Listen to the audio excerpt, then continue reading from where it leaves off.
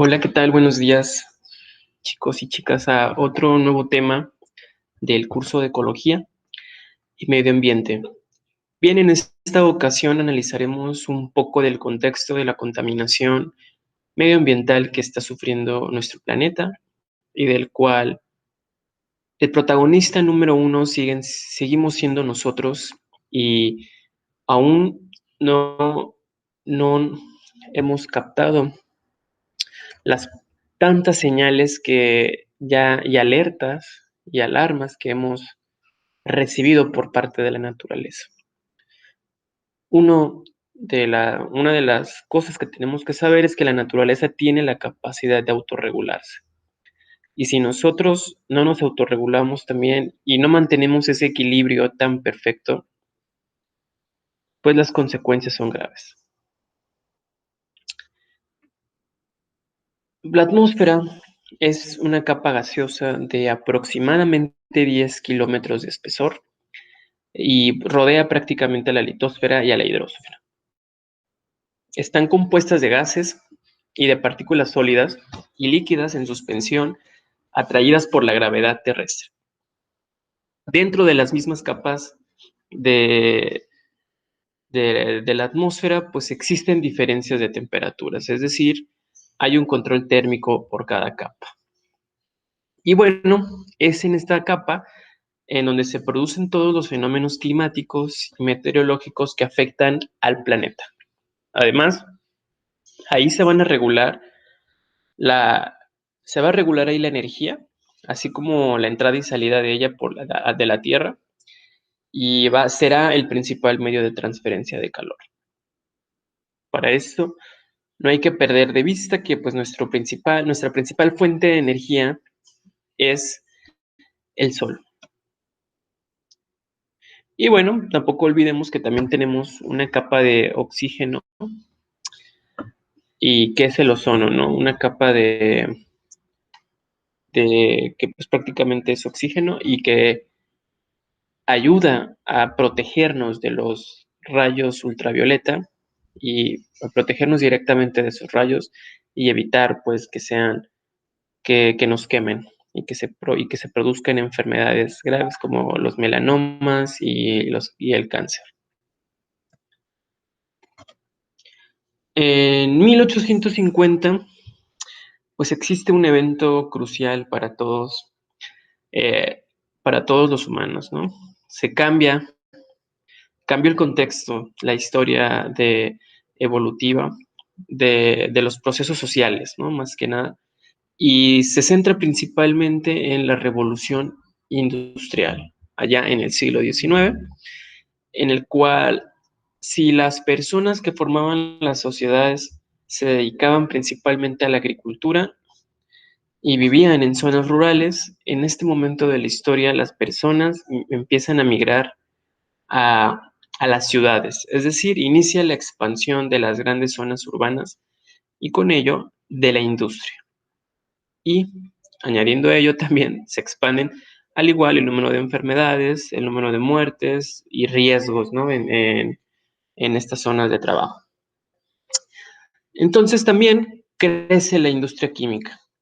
¿Sí? La ciencia también crece porque no podemos perder la visión de que la ciencia y la tecnología han caminado de la mano.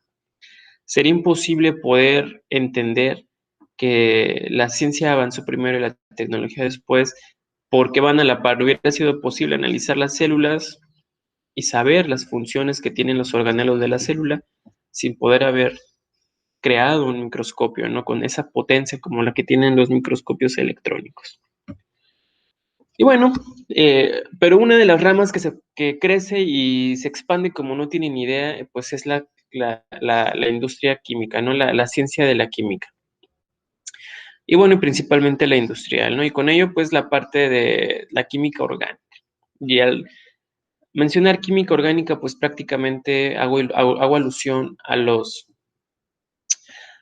plásticos, ¿no? Y a las resinas, también a la industria de las farmacias y también pues la alimentaria. Obviamente si la población comenzó a expandirse y aumentar el número de pobladores, pues tenían una mayor demanda de alimentos. y también pues el desarrollo agrícola. Y con ello pues la invención de los pesticidas.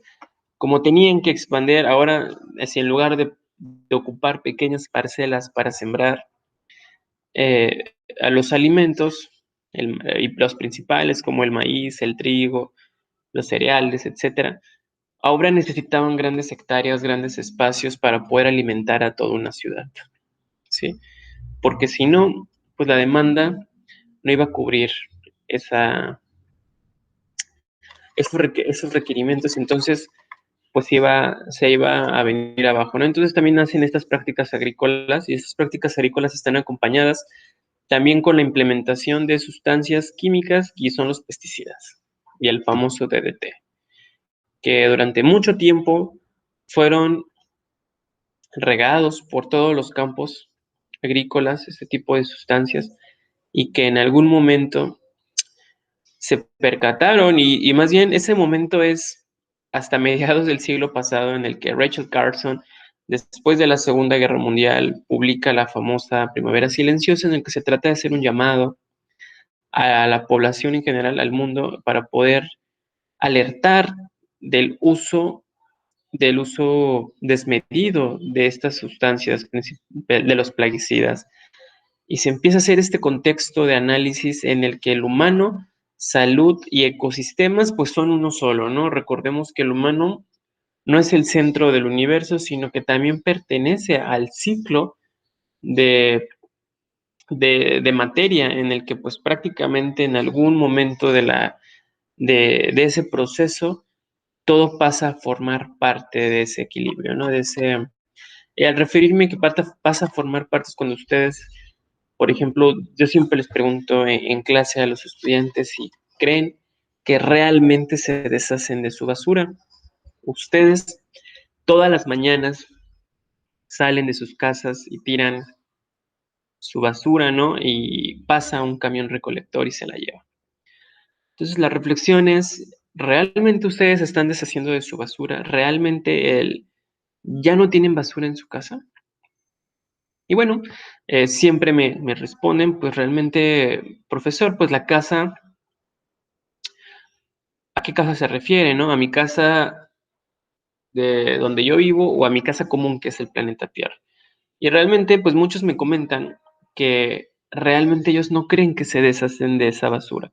Sí se deshacen por un momento, pero realmente esa basura en muchos lugares no cuentan con sistemas de reciclaje, ¿sí? Y únicamente son destinados a rellenos sanitarios y ahí se quedan, ¿no? Entonces, ¿qué tipo? Y principalmente los plaguicidas y esas sustancias químicas que tienen la capacidad de bioacumularse en los ecosistemas, tienen pueden filtrarse a los mantos acuíferos y llegar precisamente a los mantos, bueno, filtrarse por el suelo y llegar a los mantos acuíferos y esa agua se combina con el agua que nosotros ocupamos, entonces prácticamente estamos conectados y al igual con todos los residuos que están en los rellenos sanitarios, todos los lixiviados en algún momento de todo el ciclo que están ahí en proceso, llega ese paso en el que se filtran todas las sustancias en el suelo, porque al final el suelo es un filtrador.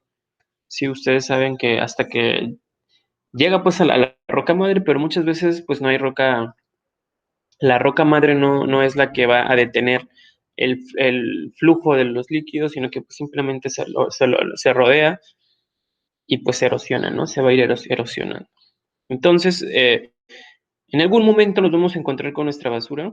Ustedes arrojan los plásticos, tiran la basura en la calle y en algún momento esa basura va a llegar a nosotros, llega al mar. Ustedes lo vieron con la propaganda de las tortugas, de los popotes, las bolsas de plástico. Y bueno, y al referirme a bolsas de plástico, precisamente porque en el año pasado se alertaba de la parte de los microplásticos. Las sociedades científicas mencionaban que habían encontrado microplásticos en peces, en intestinos de peces. Microplásticos son pues ya fracciones de plásticos que eran pues de gran tamaño y ahora son pequeñitos, y habían encontrado en interiores, en intestinos de peces. Y bueno, y para el año pasado, en el 2020 también, publica un nuevo artículo donde se alerta que precisamente los microplásticos ya se han encontrado en placentas de bebés, perdón, de las mamás que están esperando bebés. Imagínense, o sea, en mujeres embarazadas. Los microplásticos ya están dentro de nosotros. Yo creo que si a cualquiera al azar nos hicieran un diagnóstico de microplásticos, yo creo que más de uno iba a tener plásticos dentro de su estómago, de sus intestinos. Plásticos que ustedes en algún momento se deshicieron, los tiraron, pero muchas veces nos falta esa comprensión de análisis, de entender y reflexionar que la palabra ecosistema, al relacionar sistema, pues prácticamente considera una relación, un vínculo entre todos los factores. Y hay que estar conscientes de que en algún momento eso va a venir hacia nosotros y nos va a aniquilar, ¿sí? De una manera inconsciente. Estamos ciegos, ¿no? Ante esa perspectiva. Y bueno, para estas fechas, pues no todo es malo, sino que también se reconocen los derechos de los trabajadores. Y con ello, al reconocer los derechos de los trabajadores, pues también se hace enfoque a los peligros que pueden existir, ¿no? En el seno de la industria. ¿Por qué? Pues porque llega esa etapa en el que los trabajadores empiezan a enfermar, ¿sí? ¿Por qué ustedes dirán que tienen que ver los derechos de los trabajadores con esto? Porque, bueno, los trabajadores empiezan a enfermarse, cumplían largas jornadas, no existían los sindicatos, pasan a formarse ahí. eh, se, sí tenían malos tratos, prácticamente en una vida de esclavo, principalmente, pero se empiezan a formar los sindicatos, se empiezan a conformar estos derechos y poco a poco se comprende la idea de que también somos humanos, ¿no? Pero cae todo esto en la idea de que las personas empiezan a enfermar de tos, de pulmonías. ¿Sí? Entonces, pues para esto los médicos empiezan a hacer este análisis, ¿no? Si antes de esto lo que preocupaba eran las grandes epidemias, como por ejemplo la del ébola, sí, la peste negra, todas estas grandes epidemias que sacudieron el planeta en el pasado, pues siguen siendo todavía causa de alarma para las grandes convenciones médicas hasta este punto, ¿ok? De pasar de analizar las grandes epidemias, pasan a analizar qué está sucediendo en los lugares de trabajos industriales. Empiezan a ver que se están enfermando las personas de tos y empiezan a analizar y empiezan a discutir el porqué. Y bueno, y descubren porque precisamente en las zonas donde ellos trabajan no existe una correcta ventilación del aire, hay mucha humedad y las temperaturas son muy, muy bajas. Entonces, son elevadas y realmente se crean ahí microatmósferas que están fomentando la propagación de ciertas bacterias, de ciertos patógenos u hongos que se quedan ahí atrapados en ese pedazo de lugar. Entonces, pues vienen los problemas a la salud, ¿no? La gente se comienza a enfermar y bueno, y con ellos se empiezan a dar las pautas para crear la Organización Internacional del Trabajo. Y obviamente si se empiezan a enfermar las personas, pues ¿quién está perdiendo, no? Pues los dueños de las fábricas. Y las fábricas con ello empiezan también a entender que no pueden estar pagándole o más bien o tratando de tener un trabajador por más de 8 horas, ¿sí? Por salud mental, salud eh, en general, ¿no? Y bienestar más que nada. Entonces, si yo voy a tener así a mis trabajadores y yo les estoy pagando y en algún momento ellos se comienzan a enfermar, pues yo voy a perder, ¿no? A mí no me conviene ya perder y entonces ya se empiezan a crear nuevos métodos como el rolar turnos, etcétera, cambiar a la mañana, tarde, etcétera, y cumplir principalmente las jornadas de 8 horas. Y bueno, aumentan de manera extraordinaria las riquezas en el mundo y principalmente los que se beneficiaron pues fueron los dueños de las industrias y fábricas y los comerciantes. Pero también los pobres, ¿no? Las zonas rurales, las marginadas mejoran sus condiciones de vida. Hay una migración muy, muy grande de las zonas rurales a las zonas urbanas. y con ello, bueno, la expansión, la creación de las ciudades y posteriormente las zonas metropolitanas. Y bueno, y principalmente en Inglaterra, en Londres, ¿no? Y bueno, tienen también aumentos en salarios, la alimentación, las vestimentas, la educación y la cultura, pues también tienen que incrementarse. Y bueno, y con ello también la población. En este momento, pues veían condiciones óptimas de supervivencia, de que todo está bien. Y con ello, pues la gente se comienza a reproducir aceleradamente y la población se expande como nunca antes, ¿no? En esa época. Entonces Europa pasa de tener 175 millones de habitantes a 400 millones de habitantes. Estados Unidos de América de 5 millones a 150 millones de habitantes. Y Argentina de 4 millones a 21 millones de habitantes. O sea, es descomunal, ¿no? La cantidad de habitantes que crecieron ahí en esas zonas. Pero no todo es bueno. Se empiezan a dar cuenta que pues, las fábricas eran lo que dejaban, ¿no? En esa época, pero pues la cantidad de fábricas era descomunal y se empiezan a presentar grandes eventos de contaminación, como el de Pensilvania en 1948 y Londres en el 52, en la que en una semana se registraron 4.000 muertes en comparación con 1.800 que se registraron en el año anterior. Suecia en 1972 afirma que la acidificación de sus lagos y ríos es originada por contaminantes atmosféricos por otros países y la OMS en el 79, la Organización Mundial de la Salud, junto con otros 30 países, firman el Acuerdo sobre Contaminación Atmosférica Transfronteriza. Y era necesario aquí comprender que la contaminación no conoce barreras, ¿sí? Eh, no existen fronteras para la contaminación del aire y del agua, o sea, prácticamente en algún momento esto iba a pasar fronteras, lo mismo con las grandes epidemias, no iban a reconocer fronteras, no, hasta aquí llega Alemania o hasta aquí llega México, hasta ahí voy a llegar, no, pasa y lamentablemente países que están en vías de desarrollo son los que cobran la factura de los países primermundistas. Pero la OMS lo reconoce a finales del siglo pasado. O sea, vean, eso prácticamente es nuevo. Estamos todavía en pañales en esta situación. ¿Cuáles son estas consecuencias al ambiente? Pues principalmente es la contaminación del aire, la contaminación del agua, la contaminación del suelo y la contaminación de los alimentos. Uno de ellos y el más famoso hasta ahorita, pues es el famosísimo calentamiento global. Bueno, en estos años se habla de que estamos en una nueva época de cambio climático. Y bueno, aquí existe esta reflexión de que realmente el cambio climático siempre ha existido o es un invento o qué onda, ¿no? Y siempre causa polémica en todos los lugares.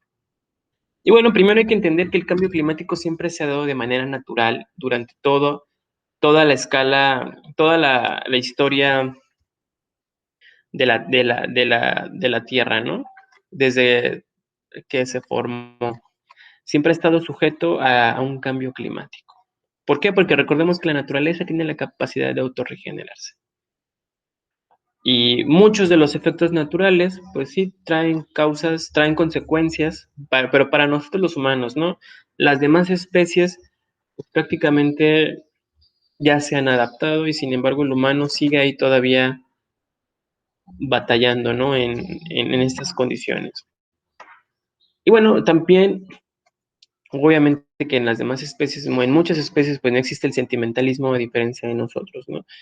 La extinción de las especies, pues siempre se ha dado. Es un proceso natural y que estamos destinados también a la extinción. Nada más que nunca, como antes, se habían extinguido tantas especies como lo ha hecho, como ha ocurrido en los últimos 2 siglos. Sí, principalmente no por obtener un beneficio de alimentación, sino por diversión, ¿no? La caza furtiva. Y bueno, principalmente la caza furtiva es uno las consecuencias. Es decir, el humano ya no caza para poder obtener sus alimentos, sino que caza por diversión. Y ya se pierde el contexto, ¿no? De ahí, de todo ese panorama. Pero bueno, el calentamiento, el cambio climático siempre se ha dado, sí, y las grandes glaciaciones, etcétera, siempre ha estado en constante cambio el clima en nuestro planeta, pero en el último siglo se empiezan a dar cuenta de que la Tierra se está calentando de manera increíble. Es decir, la temperatura se está elevando. ¿Sí? No, en esta ocasión no es un fenómeno natural, sino que se percatan que se está aumentando la temperatura precisamente por el tipo de actividades humanas y actividades humanas, pues, o sea, laborales que ha desarrollado, y dentro de ellas, pues, está la quema de combustibles fósiles, la quema de la vegetación natural para abrir tierras agrícolas y ganaderas, y bueno, y con ello, pues, la emisión de los contaminantes a la atmósfera, creando, pues, el famoso efecto invernadero, ¿sí? Recordemos que en la atmósfera de la Tierra está formada por 78% de nitrógeno, 21% de oxígeno, el 1% restante pues es vapor de agua, metano y dióxido de carbono. Dióxido de carbono que antes de la revolución industrial pues tenía una concentración muy baja. Y bueno, ¿y en qué consiste este famoso fenómeno? Pues prácticamente los gases atmosféricos permiten el paso de la radiación solar hacia la Tierra. Esta se calienta y emite una radiación de onda larga o infrarroja hacia el espacio. Pero muchos gases atmosféricos no dejan pasar este tipo de radiación, sino que la absorben o la reflejan de nuevo a la superficie terrestre, calentándola aún más. ¿Sí? Y se llama efecto invernadero porque eso es lo mismo que ocurre dentro de los invernaderos, aumentando la temperatura interior, ¿sí? A diferencia de la que ocurre en el exterior. Y aquí lo podemos ver en las imágenes. Entonces llega la energía de la radiación solar, cae a la Tierra y se rebota, ¿no? Escapa el calor. Pero ahora en condiciones atmosféricas normales. Pero ahora, con el tipo de actividades que desarrolló el humano, por ejemplo, el dióxido de carbono acumulado en la atmósfera, producto de la combustión de productos fósiles o de los escapes de los carros, las emisiones que sacan las fábricas al aire, todas estas sustancias de efecto invernadero, el metano, de óxidos de nitrógeno, óxidos de azufre, se quedan ahí, ¿no? Inertes en la atmósfera. Entonces llega la radiación del sol y no puede escapar, ¿no? La radiación solar, el calor no puede escapar a la atmósfera otra vez porque precisamente está esta capa de sustancias. Y entonces, al momento de que se refleja, vuelve a chocar con las sustancias de efecto invernadero y vuelven de nuevo a la Tierra. Entonces, esto está provocando un aumento acelerado del cambio, del calentamiento global. Muchos de estos gases que se liberan a la atmósfera son productos de las actividades humanas y están provocando que se intensifique el efecto invernadero. Por esa razón, se les conoce como gases de efecto invernadero y se abrevian como GEI, GEI, y entre ellos destacan el dióxido de carbono, el metano, el óxido nitroso, el ozono y los compuestos clorofluorocarbonados o CFC que se abrevian, entre otros. Y cabe destacar estos compuestos porque los compuestos clorofluorocarbonados porque es un mexicano, Mario Molina, un científico que precisamente descubre que estos clorofluorocarbonados han estado dañando considerablemente la capa de ozono. Es decir, Mario Molina identifica que la capa de ozono está deteriorada y esa capa de ozono es la que nos protege de los rayos solares. Entonces él dice, más bien, él estudia estos compuestos, reconoce el daño en la capa de ozono y gana el Nobel de Química. Y nos percatamos que la capa de ozono pues está sufriendo un daño muy notable precisamente derivado de todas las emisiones de gases de efecto invernadero. Lamentablemente, pues el doctor Mario Molina fallece en el 2020 y bueno, ya no está con nosotros. Él dio muchas clases ahí en la UNAM, en la Facultad de Química, y bueno, se le recuerda con mucho cariño. Bien, el aumento en la concentración de estos gases en la atmósfera pues hace que ésta retenga cantidades cada vez mayores de calor, principalmente en forma de radiación infrarroja, y uno de los principales gases es el de invernadero, pues es el dióxido de carbono. Es el principal, yo creo que lo consideraría como el principal gas, el que ha dado más problemas es este, y ha aumentado, porque ha aumentado su concentración notablemente, ¿no? De 228 partes por millón antes de la revolución industrial a más de 380, o sea, casi 100 partes por millón más que en el siglo XIX. Bueno, llamamos comúnmente aire al conjunto homogéneo de gases atmosféricos que son retenidos por la gravedad terrestre alrededor de nuestro planeta. La contaminación del aire es esa presencia de sustancias en la atmósfera que resultan de la actividad del ser humano o de procesos naturales y que producen efectos negativos en el ser humano y en el medio ambiente, y representa un riesgo medioambiental para la salud, ¿no? La contaminación, por ejemplo, se estima que la contaminación del aire, tanto en ciudades como en zonas rurales, fue causa de 4.2 millones de muertes prematuras en todo el mundo por año. Y esto de manera indirecta, ¿no? Porque ustedes pueden ir a esas comunidades o pueden ir incluso en su misma ciudad, y pueden preguntar de si realmente lo que ha sucedido, bueno, pueden que conozcan gente que se muere, ¿no? Y así, pero en ningún momento les pasa por aquí que, ay, sí, fue la calidad del aire, ¿no? Fue el aire o fue el agua que se tomó. Yo creo que muy pocas veces van a conocer casos así de muy puntuales de que realmente fue una mala calidad del aire.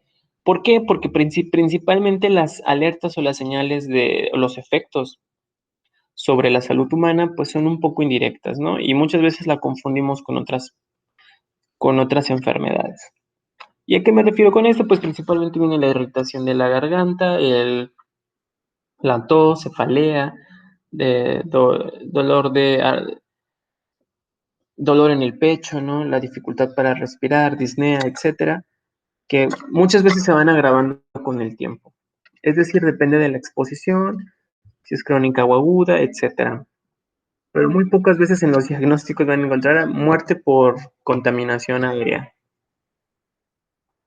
La OMS, la Organización Mundial de la Salud, estima que aproximadamente el 58% de las muertes prematuras se debieron a cardiopatías isquémicas y accidentes cerebrovasculares, mientras que el 18% de las muertes se debieron a enfermedad pulmonar obstructiva crónica e infecciones respiratorias agudas, y el 6% de las muertes se debieron a cáncer de pulmón. Bueno, al final ustedes estén conscientes que el oxígeno y el aire que ustedes respiran, pues lo toman de la atmósfera, ¿sí?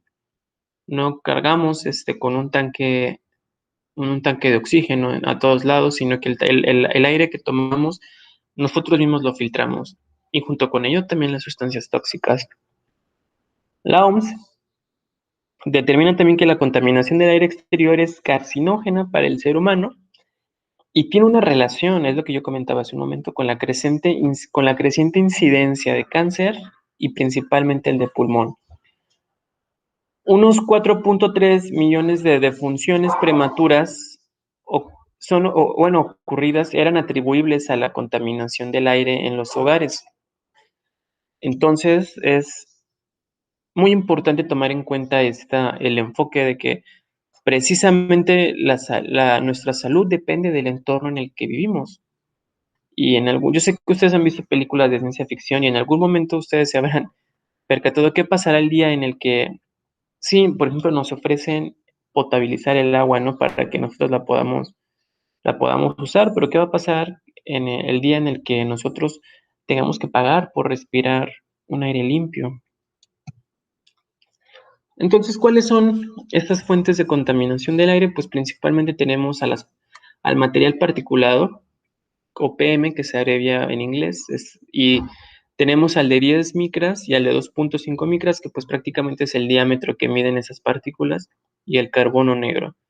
Bueno, y la principal fuente son los vehículos, sobre todo los que pueden realizar combustión con diésel, tanto de motor como de abrasión, demolición y construcción, la erosión del suelo, ¿no? Y también los procesos industriales y de la combustión, incendios forestales, prácticas y costumbres como la quema de basura y la preparación de suelos agrícolas para la cosecha y la siembra, etcétera. Entonces, son las principales fuentes de emisiones de estos contaminantes.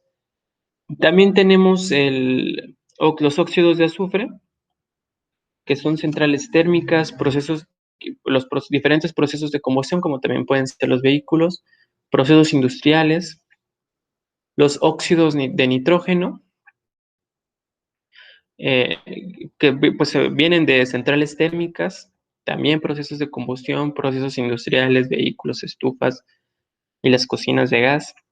El monóxido de carbono, que pues también son centrales térmicas, procesos de combustión incompleta, vehículos, procesos industriales, humo de tabaco, los compuestos orgánicos volátiles, ¿verdad? Que pues, en el almacenamiento de combustibles y solventes, vehículos. Vean, los vehículos están en casi todos, ¿no? Los vehículos automotores. La misma industria de lavado en seco, laboratorios industriales y centros de investigación, etcétera. Y el ozono, que principalmente pues son vehículos, ¿no? Y la industria también de los combustibles. Bueno, existen dos grandes tipos de formaciones de los contaminantes del aire. Una es la primaria. Como fuente inicial, las sustancias contaminantes son vertidas directamente a la atmósfera, pero existe una secundaria, ¿no? En el que a partir de la primaria se va a producir, y ese es el ozono.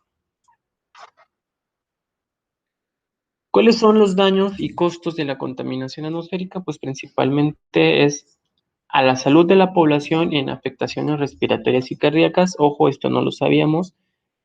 Y les digo, en ningún momento van a ver así que pues, se murió por una mala contaminación del aire, pero existe incidencia directa de que precisamente las personas están muriendo por la mala calidad del aire. Bueno, existe también altos ingresos en los hospitales, las consultas médicas son elevadas en la ciudad y por los mismos padecimientos, ¿no? El tos, migraña, etcétera.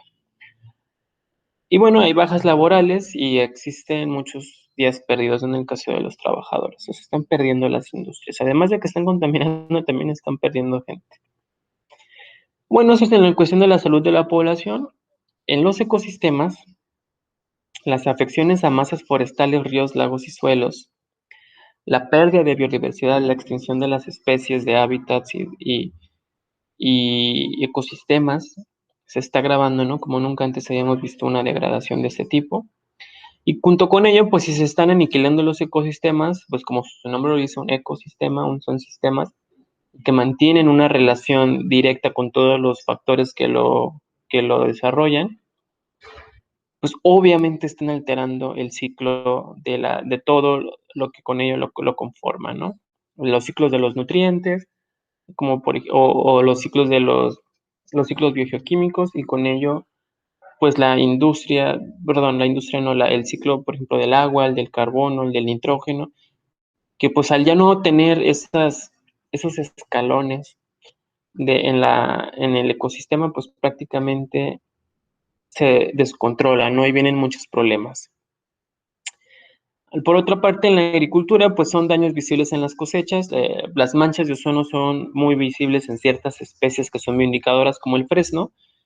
Y bueno, en las ciudades se pueden ver estas manchas cloróticas o manchas amarillas, ¿no? Que se ven ahí muy claramente. O bueno, simplemente ya no sale la cosecha, ¿no? Las plantas ya no crecen, ya los suelos se están quedando pobres, sin minerales, sin sustancias. La erosión es constante por malas prácticas, el uso indebido de pesticidas, de sustancias químicas, pues ha tenido un descontrol, ¿no? En ese sentido. Simplemente con los mosquitos, ustedes, bueno, hace 10 años, si estaban más pequeños, veían que ustedes salían a carreteras y llegaban con el carro todo empañado de mosquitos y de insectos ahí pegados, muertos, pues en el parabrisas o en el cofre del carro. Bueno, ya en la actualidad salen ustedes eh, a pasear en sus coches y bueno, ya ha disminuido, ¿no? La cantidad de insectos y principalmente es porque han fumigado todos los campos así de manera masiva y están aniquilando con los principales polinizadores que tiene nuestra naturaleza, que pues esto incluye a las aves. Y bueno, los daños materiales, como por ejemplo es la corrosión ácida de piedras, como cantera, metales, pinturas en edificios e infraestructura. Y bueno, también esto se ha percatado, ¿no? Recientemente. Entonces, hay que tener muy en cuenta que los principales contaminantes atmosféricos son el monóxido de carbono, dióxido de azufre, el ozono, dióxido de hidrógeno, el material particulado de 10 y 2.5 micras. Material particulado que hay que tener en cuenta que ese es el más peligroso, el de 2.5, porque tiene la capacidad de penetrar los alveolos pulmonares, irse vía sanguínea, ¿no? A cualquier parte de nuestro cuerpo y acumularse y causar ahí problemas, mutaciones, etcétera. Bueno, ¿y cuáles son los efectos de los contaminantes en la salud? Pues prácticamente, por ejemplo, tenemos en el caso del dióxido de azufre que causa broncoconstricción, bronquitis y traquetis, agrava enfermedades respiratorias y cardiovasculares existentes. Normalmente todas van a agravar enfermedades respiratorias y cardiovasculares que ya tenía la misma persona por ser sedentario, por obesidad, etcétera, por problemas que ya había desarrollado antes, ¿no? Una mala alimentación. El dióxido de nitrógeno también causa bronquitis y pulmonía. El monóxido de carbono pues inhabilita el transporte de oxígeno hacia las células, provoca mareos, dolores de cabeza, náuseas, hasta incluso la muerte, ¿no? La intoxicación por monóxido de carbono pues es letal. El benceno pues produce efectos nocivos en la médula ósea y si produce efectos nocivos en la médula ósea pues es un cáncer, ¿sí? Está relacionado con el cáncer y si hablamos de cáncer pues estamos hablando de mutaciones a nivel ADN. El ozono pues prácticamente irrita el sistema respiratorio, reduce la función pulmonar, agrava el asma, inflama y daña las células que reciben los pulmones. Y vean, aquí está también el material particulado que agravan el asma, reducen la función pulmonar y en mujeres embarazadas puede estar relacionado a la disminución del tamaño del feto. Incluso también investigaciones han relacionado a las partículas de 2.5 con presencia de diabetes. Bueno, para esto en México necesitamos regularlo y nosotros contamos con la Ley General de Equilibrio Ecológico y la Protección al Ambiente, la Ley GEPA que se publicó en 1988 y que es necesario tener especial enfoque en lo que se dicta en esta ley para poder aplicar sanciones a todas esas grandes industrias y empresas que pues están contaminando el medio y que muchas veces pasaron desapercibidas. Otro tipo de contaminación, pues es la contaminación térmica. Aparte de la contaminación atmosférica, pues la contaminación térmica, pues es la que ocurre cuando algún factor provoca un cambio indeseable o perjudicial en la temperatura ambiental. Aquí entra, claro que sí, el calentamiento global. Se puede alterar, ¿no? La temperatura promedio por las actividades humanas. Aquí tenemos, por ejemplo, los incendios forestales no provocados y las erupciones volcánicas que de manera natural han estado calentando, ¿no? Por así decirlo, en nuestra atmósfera. Pero dentro de las causas antropogénicas destaca la generación de energía eléctrica, la producción de los gases de efecto invernadero, procesos industriales, etcétera. Pero bueno, una de las actividades que más contaminación térmica genera es la producción de electricidad a partir de la quema de combustibles fósiles. Al quemar carbón o derivados del petróleo se difunde calor y se produce dióxido de carbono, que es el principal gas del efecto invernadero.